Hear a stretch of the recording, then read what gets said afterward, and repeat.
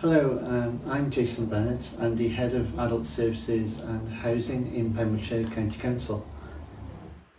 And Pembrokeshire is a good council to work for. We care about our employees.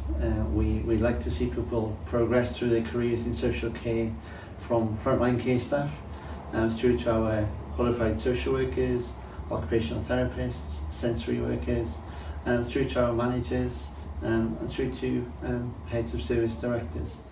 Pembrokeshire is, as I said, a great place to work. It's also a great place to live and to enjoy life outside work.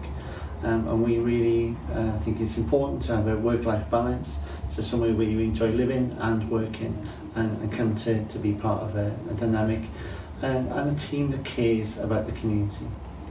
And we have lots of roles within the council.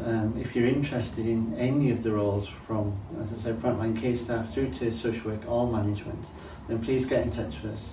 We'd really like to have a conversation with you, have a talk before you fill in application forms.